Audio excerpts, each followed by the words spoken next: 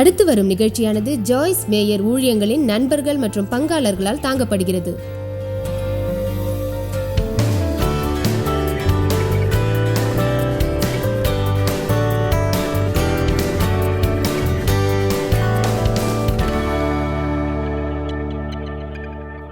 நீதிமொழிகளில் 3 பகுதிகளை நாம் பார்க்கலாம். நீதிமொழிகள் 15-18. கோபமுள்ளவன் சண்டையை எழுப்புகிறான், நீடிய சாந்தமுள்ளவனோ சச்சரவை அமர்த்துகிறான். நீதிமொழிகள் 16-32. பலவானை விட நீடிய சாந்தமுள்ளவன் மேலானவன், பட்டணத்தை பிடிக்கிறவனை விட தன் மனதை அடக்குகிறவன் மேலானவன். உங்கள் ஆவியை ஆள்வதன் அர்த்தம் உங்களுக்கு தெரியுமா? அந்த விஷயங்களை பற்றி சுய கட்டுப்பாடு என்ற தலைப்பில் நான் பேசியிருக்கிறேன். அது நாம் மேற்கொள்ளும் உணர்ச்சிகள் அல்ல. இன்று நாம் நேர்மையாக பேசுவோம். உங்கள் ஆவியை எதுவரையில் நீங்கள் ஆள்கிறீர்கள்? உங்கள் மாம்ச உணர்வுகளையும் மன கொதிப்பையும் வார்த்தைகளையும் எண்ணங்களையும் உணர்ச்சிகளையும் எந்த அளவுக்கு நீங்கள் கட்டுப்படுத்துகிறீர்கள்? எந்த அளவுக்கு அவை உங்களை ஆள்கின்றன? அந்த பகுதியில் தான் இன்று நாம் இருக்கிறோம். அது கருமலையில் ஒரு விஷயத்தை எழுதுவது போன்றதாகும். இங்கு நீங்கள் காரணம் இல்லாமல் வரவில்லை. நான் எப்படி இருக்கிறேன் என்று பார்ப்பதற்காக நீங்கள் இங்கு வரவில்லை. ஒருவேளை அதற்காகவும் நீங்கள் வந்திருக்கலாம். ஆனால் எதற்காக தேவன் உங்களை பயன்படுத்தினாலும் அது எனக்கு அருமையானதுதான். வரப்போகும் போருக்கு நாம் தயாராக வேண்டும். நாம் தயாராக இருப்போம்.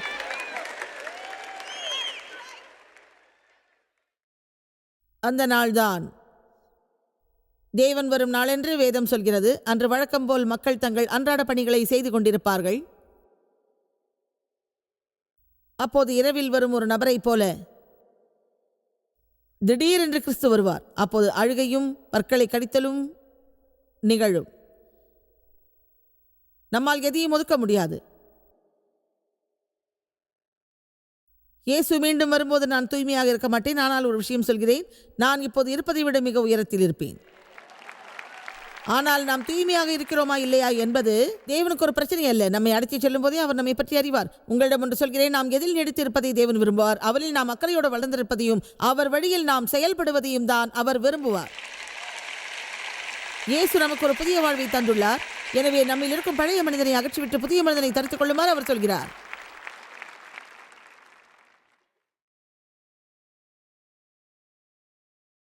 அதை நீங்கள் செய்யலாம்.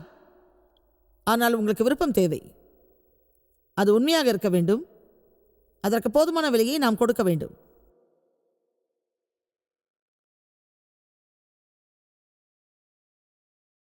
நீதிமொழிகள் 22, 24, 25 சொல்கிறது, கோபக்காரனுக்கு நண்பனாகாதே, முன் கோபியோடு தொடர்பு கொள்ளாதே. அது ஒரு கவனத்துக்குரிய விஷயம்.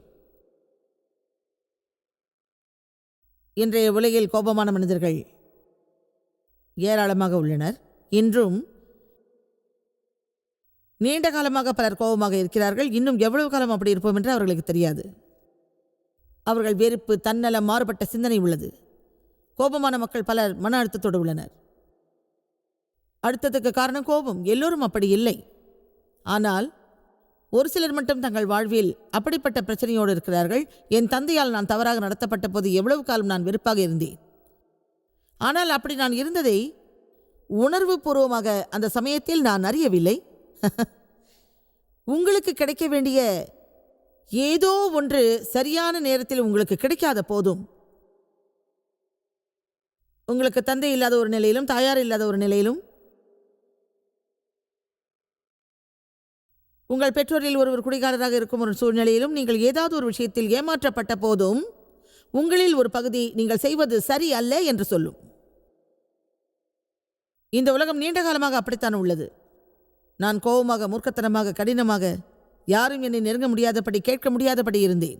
அப்படிப்பட்ட ஒரு கிறிஸ்தவராக நான் இருந்துள்ளேன். நான் தேவனை நேசித்தேன். ஆனால் அக்கறையோடு இப்படி நான் சொல்லவில்லை, தேவனே உமது வழியில் செல்ல நான் விரும்புகிறேன் என்று. கிறிஸ்துவின் தேகத்தில் ஏதாவது எனக்கு நன்மை நிகழ வேண்டும் என்று உண்மையிலேயே நான் விரும்பினால், விசுவாசிகள் வளர நான் உதவினால் அது நிகழும். நம்மிடம் உள்ள எல்லா தடைகளையும் நாம் களைவதற்கான நேரம் இதுதான்.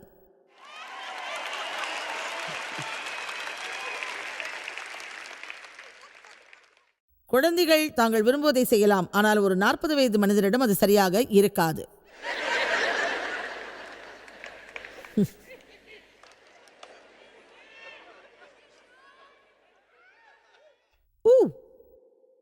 இதை நான் தொடங்குவதற்கு முன் உங்களுக்கு தேவனோடு ஒரு நல்ல நேரம் இருந்தது.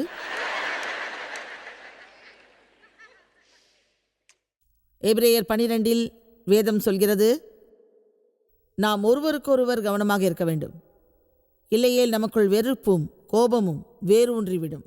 நாம் ஒருவருக்கொருவர் உதவுவோம். யாராவது அவர்கள் சோகக்கதையை பற்றி உங்களிடம் சொன்னால் அவர்களுக்கு ஆதரவாய் பேசி தேவனிடம் அதை பற்றி முறையிடுமாறு சொல்லுங்கள். அதில் வீணாக நேரத்தை கழிக்க வேண்டாம் என்று அவர்களை உற்சாகப்படுத்துங்கள். நீங்கள் சரியாக இல்லை என்று எனக்கு தெரியும், நீங்கள் ஏன் இப்படி இருக்கிறீர்கள் என்றும் நான் அறிவேன். எனவே நாம் ஒன்று கூடி ஜெபித்து அதை தேவனிடம் ஒப்படைக்கலாமா? நீங்கள் தேவனிடம் அதை ஒப்படைக்க விரும்புகிறீர்களா? தேவன் அவராக இருப்பதற்கு அனுமதிக்கிறீர்களா? தேவன்தான். உண்மையிலேயே நான் குழந்தையாக இருந்தபோது எனக்கு நிகழ்ந்ததை தேவன் விரும்பியிருக்க மாட்டார். நான் மட்டுமே அதை விரும்பாமல் இல்லை, அவரும் அதை விரும்பவில்லை. அது அவருக்கு கோபமானது. தேவன் கோபமான ஒரு தேவன் அல்ல, ஆனால் அவரால் கோபப்பட முடியும். அவர் அநீதியில் கோபமடைவார், ஆனால் அநீதியை சரியானபடி எதிர்ப்பதை அவர் அறிவார்.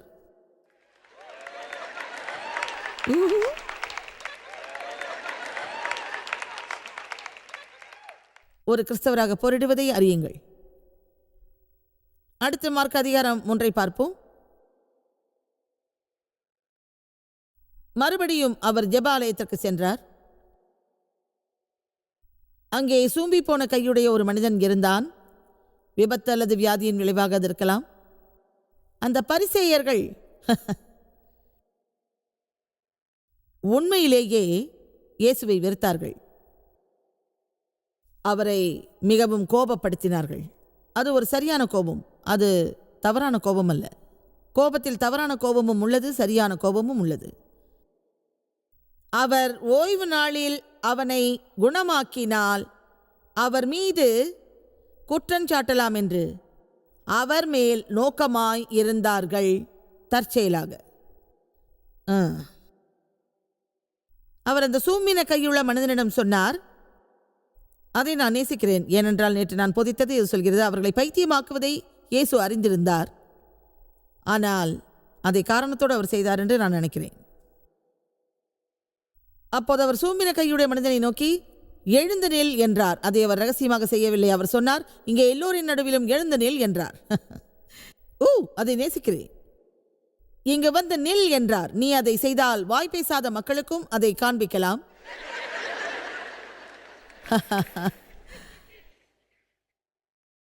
அங்கே ஒரு கலவரத்தை ஏற்படுத்த இயேசு விரும்பவில்லை. அவர் விரும்பியிருந்தால் அவனை மறைவிடத்திற்கு வர சொல்லி பரிசேயர்களை கொதிப்படைய செய்யாமல் இருந்திருக்கலாம். ஆனால் அவர்களுக்கு அவர் கட்டுப்பட்டவர் அல்ல. வசனம் 4 அவர்களை பார்த்து, ஓய்வு நாட்களில் நன்மை செய்வதோ தீமை செய்வதோ உயிரை காப்பதோ அழிப்பதோ எது நியாயமானது என்று கேட்டார். எல்லோரும் அமைதியாக இருந்தார்கள். சலிப்போடும் கோபத்தோடும் சுற்றியிருந்த எல்லோரையும் அவர் பார்த்தார். எல்லோரும் சொல்லுங்கள், இயேசு கோபமாக இருந்தார். அவர்களின் கடின இருதயத்துக்காக அவர் வருத்தப்பட்டார். அதை நான் நேசிக்கிறேன். நான் சொல்லப்போவதில் நீங்கள் மகிழ்ச்சி அடையலாம். இயேசு அடுத்து என்ன செய்தார்? அந்த மனிதனிடம் அவர் சொன்னார், உன் கையை நீட்டு என்றார். அவன் நீட்டினான். அவன் கை மறு கையை போல் குணமாயிற்று. பிறகு என்ன? இதை இன்று நாம் அறிந்து கொண்டால் தேவனைப் போல் நாமும் போரிடலாம். ஒரு கிறிஸ்தவரை போல் போரிடுவதை நாம் அறியலாம். அவர்கள் அவரை வெறுப்படைய செய்தார்கள். எனவே தேவன் தமக்கு அளித்த காரியத்தை நிறைவேற்றுவதற்கு பதிலாக பரிசேயர்களிடம் விவாதித்தார். அவர்கள் தவறு செய்வதை அவர் உணர்த்த முயற்சித்தார். இயேசு அப்படி கோபம் கொண்டது அந்த நலிவான மனிதனை குணப்படுத்துவதற்காக. உங்களை பற்றி நான் கோள் சொல்வேன், அது சகஜமான ஒரு விஷயம். ஒரு கிறிஸ்தவரை போல் போரிடுவதற்கான ஒரே வழி, தேவனை போல் போரிடுவதற்கான ஒரே வழி, தீமையை நன்மையால் வெல்லுவது ஆகும். தொடக்க காலத்திலிருந்தே நாம் போராட்டத்தில் உள்ளோம். இந்த பூமி தீமைக்கும் நன்மைக்கும் இடையில் போராடுகின்றது. அது மாறி மாறி நிகழ்கிறது. முதலில் தோட்டத்தில் அது தொடங்கியது, இன்னும் அது முடியவில்லை. ஆனால் அது மேலும் அதிகமாகி உள்ளது. குறிப்பாக மேற்கத்திய நாடுகளில் அதிகரித்துள்ளது. அநேக நேரங்களில் இந்த உலகின் இதர பகுதிகளும் மோசமாக உள்ளன. அது நம் கற்பனைக்கு அப்பாற்பட்டுள்ளது. எனவே நீதியின் பக்கம் நாம் எல்லோரும் திரும்ப வேண்டியுள்ளது. அதே சமயத்தில் தேவனின் பிரதிநிதிகளாக இருப்பவர்கள் இந்த உலகின் வெளிச்சம் என்று அழைக்கப்படுகிறார்கள். எனவே இயேசுவின் பிரதிநிதிகளாக நாம் செயல்பட வேண்டும். நமது குணத்தில் கிறிஸ்துவைப் போல நாம் இருக்க வேண்டும். மேலும் தேவனைப் போல் போரிடுவதை நாம் அறிய வேண்டும். அதே சமயம் நாம் தீமைக்கு தீமை செய்யக்கூடாது. கோபத்திற்கு கோபத்தை காட்டக்கூடாது. நமக்கு யாராவது தீங்கு செய்தால் வெளியே சென்று நாம் யாருக்காவது உதவ வேண்டும். உண்மையில் இது ஒரு ஆவிக்குரிய ரகசியம். அநேக மக்கள் அதை அறியவில்லை. அதை அவர்கள் முறையாக பெறவில்லை. அதை நீங்கள் பெறலாம் என்று நம்புகிறேன். இதை டிவியில் பார்க்கும் எல்லா மக்களும் அதை பெறலாம். நீங்கள் எப்படி போராடுவது என்று அறிந்தால் ஒவ்வொரு போரிலும் நீங்கள் ஜெயிக்கலாம். இதை நான் பகிரும்போது உங்களில் சிலரை நான் பார்க்கிறேன். அவர்களின் பார்வையை பார்க்கிறேன். அவர்கள் எனது நற்செய்தியை கேட்டு வெறுப்பாக உள்ளார்கள். ஏனென்றால் அவர்கள் இப்படி நினைக்கிறார்கள், இதோடு எங்களை விட்டுடு, நாங்கள் வீட்டுக்கு போனோடனே என்ன செய்யணும்னு நீ எங்களுக்கு சொல்ல வேணாம்.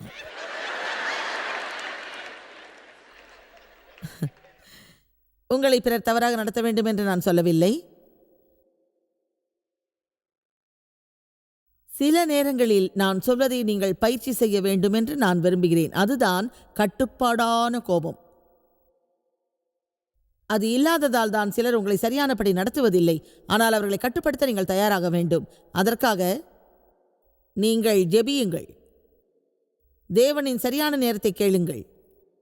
பிறகு அதை செய்யுங்கள். ஆனால் அவசரமாகவோ பெயரளவிலோ அதை செய்யாதீர்கள். அவர்களிடம் நீங்கள் மென்மையாக சொல்லுங்கள், நீங்கள் என்னை தவறாக நடத்துகிறீர்கள், என்னை அவமதிக்கிறீர்கள், அது சரியானதல்ல, அப்படி வாழ்வதற்கு நான் விரும்பவில்லை.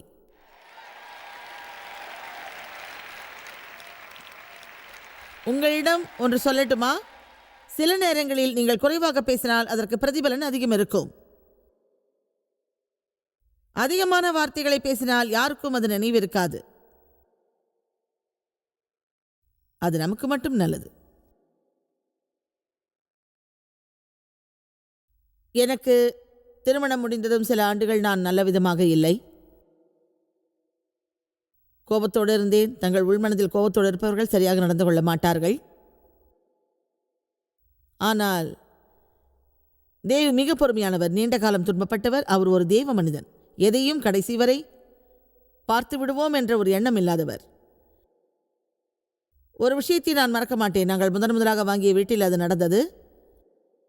அங்கிருந்த குளியல் அறையில் சுற்றிலும் கண்ணாடி பொருத்தப்பட்டிருந்தது. ஒரு பகுதியில் அவர் நின்று கொண்டிருந்தார், மறுபுறத்தில் நான் நின்றிருந்தேன். அவர் சற்று திரும்பினார், என்னை பார்த்தார், பிறகு சொன்னார். என்ன சொன்னார் தெரியுமா? உன்னை நான் எப்படி நடத்த வேண்டும் என்று விரும்பினால் என்னை பற்றி நீ என்ன நினைக்கிறாய் என்று சொல்லி, இல்லாவிட்டால் அது தவறாகிவிடும். பிறகு அவர் சொன்னார், இது தொடர்ந்தால்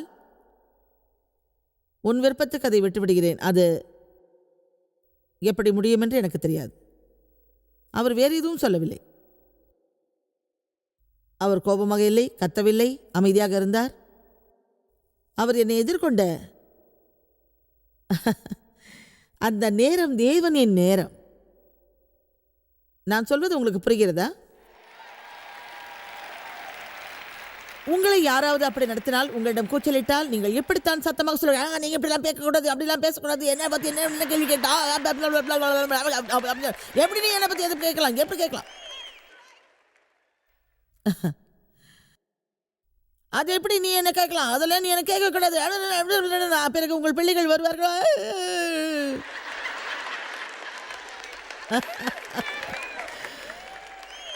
அது நடந்த அரை மணி நேரம் கழித்து நீங்கள் எதற்கு சண்டை போட்டீர்கள் என்பதே உங்களுக்கு தெரியாது. நீங்கள் வெறுப்பாக இருந்தது மட்டும் தெரியும்.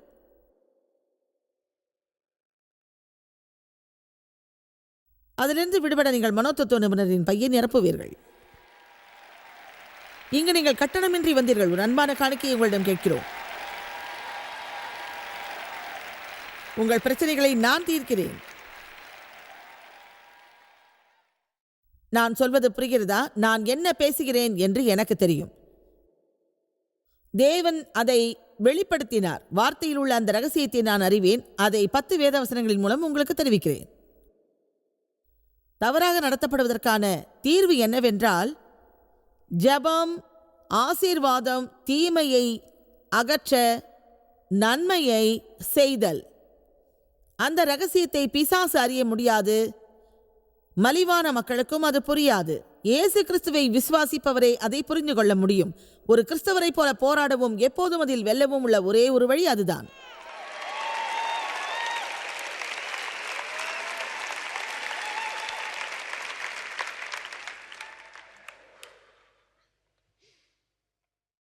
அது உங்கள் மாம்சத்தை எரிச்சல் படுத்தும் என்பதை நான் அறிவேன். நான் வெறுப்போடு இருந்ததால் அது எனக்கு புரியும். நான் வெறுப்பானவள். என்னை பார்த்தா பைத்தியமா தெரிஞ்சா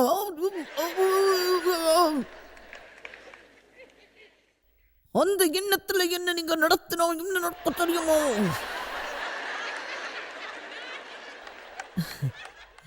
தேவன் கேட்பார், உண்மையா?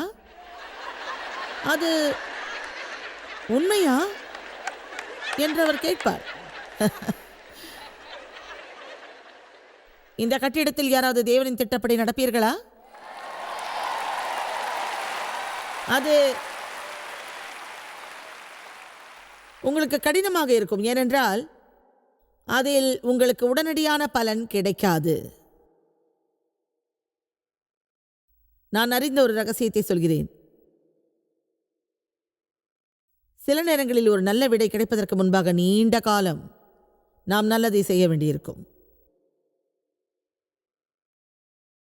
அது கிரியை செய்கிறதா இல்லையா என்று நீங்கள் பார்க்க விரும்பினால் அதற்கு ஒரு வழி சொல்கிறேன். அது ஒன்றும் மேஜிக் அல்ல, தெரியுமா? உங்களை யாராவது தவறாக நடத்தினால் தெருவை கடக்கும் ஒரு மூதாட்டிக்கு நீங்கள் உதவினால் உங்களின் எல்லா பிரச்சனையும் தீர்ந்துவிடும். அப்படி நான் உங்களிடம் சொல்லவில்லை. நான் பேசுவது வாழ்க்கை முறையை பற்றி.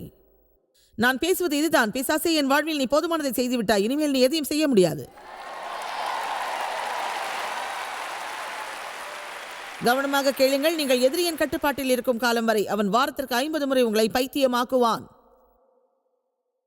போக்குவரத்தில் ஓவர்டேக் பண்ணால் வெறுப்படைவோம். பார்க்கிங் இடத்தை பயன்படுத்தினால் பைத்தியமாவோம். எனக்கு இது நடந்திருக்கிறது. ஒரு பார்க்கிங் பிளேஸுக்காக காத்திருந்தால் அங்கே அற்பமான ஏதாவது ஒன்று நிகழும். உடனே நான் உங்களை ஆசீர்வதிக்கிறேன், அது மகிழ்ச்சியாக இருந்திருக்கும் என்று.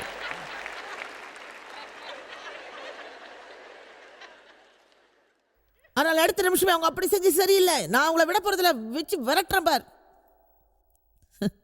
போதுமா? சில ஆண்டுகளுக்கு பின் நான் இங்கே வரும்போது அதை பற்றி பேசுவோம்.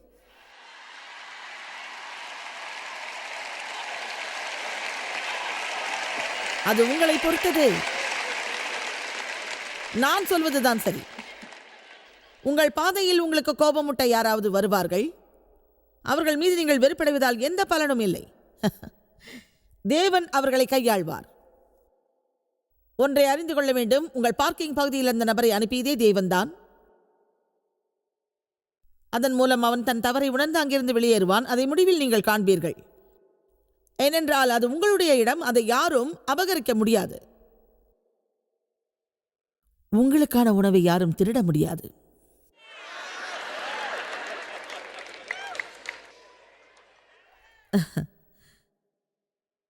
ரோமர் 12:17 ஒருவனுக்கும் தீமைக்கு தீமை செய்யாதிருங்கள், அனைத்து மனிதருடைய பார்வையிலும் நேர்மையானவைகளை செய்ய நாடுங்கள். கூடிய வரையில் நீங்கள் செய்ய வேண்டிய ஒரு விஷயம், எல்லோரிடமும் சமாதானமாக இருங்கள், நேசிப்பவராக இருங்கள். பிறரை பழி வாங்காமல் தேவனுக்காக நீங்கள் வழிவிடுங்கள். வார்த்தை சொல்கிறது, பழிவாங்குதல் எனக்கே உரியது, நானே பதில் செய்வேன் என்று கர்த்தர் சொல்கிறார். அதை நாம் நம் நினைவில் வைக்க வேண்டும். உங்கள் எதிரி பசியோடு இருந்தால் உணவு கொடுங்கள். அவன் தாகமாக இருந்தால் குடிக்க தண்ணீர் கொடுங்கள். அப்படி நீங்கள் செய்தால் அது அவன் தலையில் எரியும் நெருப்பாக இருக்கும். தீமைக்கு தீமை செய்யாதிருங்கள். மீண்டும் சொல்கிறேன், தீமைக்கு தீமை செய்யாதிருங்கள். அந்த தீமையை நன்மையால் வெல்லுங்கள்.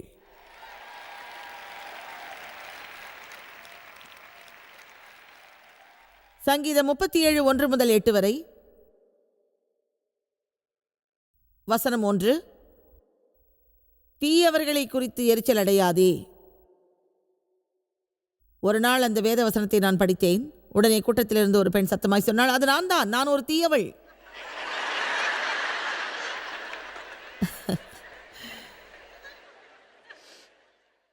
தீயவர்களை குறித்து எரிச்சல் அடையாதே, தவறு செய்கிறவர்கள் மேல் பொறாமை கொள்ளாதே. அது சரியானதல்ல, அது தேவனுக்கும் உகந்ததல்ல. அவர்கள் புல்லை போல் துரிதமாய் அறுப்புண்டு பசும் பூண்டை போல் வாடி போவார்கள்.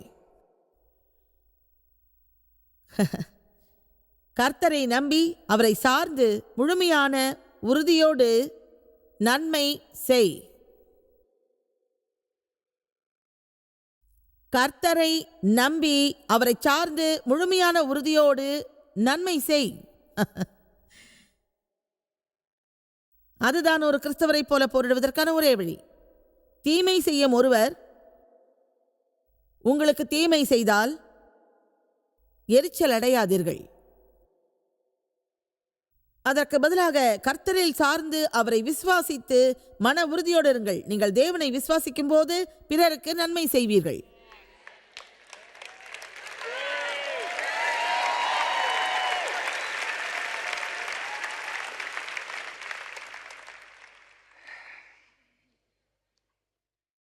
இதை நீங்கள் சரியாக புரிந்து கொண்டால் பிசாசு உங்களை விட்டுவிட்டு வேறு யாரிடமாவது சென்று விடுவான். ஒவ்வொரு முறை அவன் உங்களை தாக்கும் போதும் வேறு யாருக்காவது நீங்கள் ஆசீர்வாதமாய் இருப்பீர்கள். கவலை எதற்கு?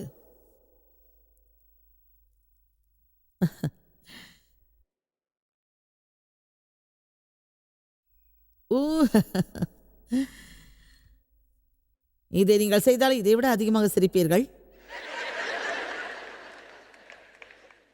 விசுவாசியுங்கள், அவரை சார்ந்து உறுதியோடு நன்மை செய்யுங்கள். நாட்டில் குடியிருந்து பாதுகாப்பான மேய்ச்சலை அனுபவியுங்கள். கர்த்தரில் மனமகிழ்ச்சியாயிருங்கள். அவர் உங்கள் இருதயத்தின் வேண்டுதல்களை அருளச் செய்வார். எப்போது தீங்கு செய்பவர்கள் அதை நமக்கு செய்வார்கள், அப்போது என்ன செய்வதென்று எப்போதும் நாம் பேசிக் கொண்டிருக்கிறோம். உன் வழியை கர்த்தருக்கு ஒப்படை, உங்கள் பாரத்தை எல்லாம் அவர் மீது வையுங்கள்.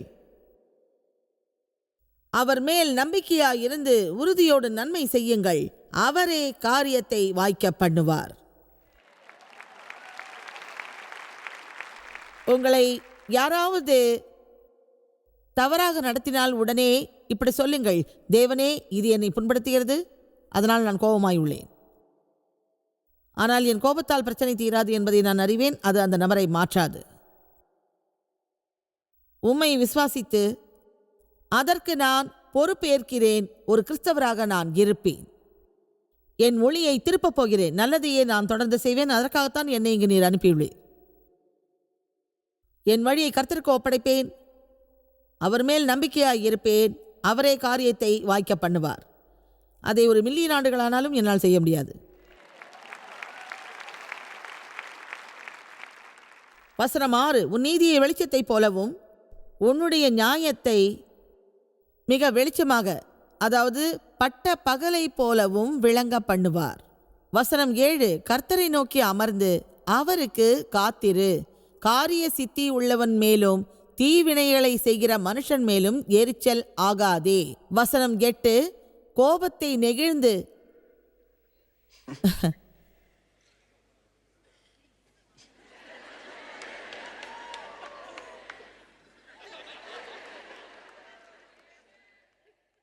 கோபத்தை நெகிழ்ந்து உக்கிரத்தை விட்டுவிடு. பொல்லாப்பு செய்ய ஏதுவாய் எரிச்சல் உனக்கு வேண்டாம். எனவே நமக்கு தீங்கு நேர்ந்தால் பதிலுக்கு அதிகமான தீங்கை நாம் செய்யக்கூடாது. தீங்கை நன்மையால் வெல்ல வேண்டும். கோபம் என்பது ஒரு உணர்ச்சி, அதை நாம் கையாள்கிறோம். ஆனால் இந்த கோபத்தின் மூலம் நாம் என்ன செய்கிறோம் என்பதுதான் அது ஒரு பிரச்சனையா இல்லையா என்பதை தீர்மானிக்கும். எனவே நாம் ஜெபிப்போம். நமக்கு உதவுமாறு தேவனிடம் கேட்போம். சுய கட்டுப்பாட்டின் கனியை அவர் நமக்கு வழங்கியுள்ளார். அதை பயன்படுத்தவும் கோபத்திலிருந்து விடுபடவும் அவரிடம் கேட்போம். பிறகு நாம் தேவனின் சமாதானத்தை பெறலாம். அது மிகவும் மகிழ்ச்சியாக இருக்கும் என்பது உண்மை.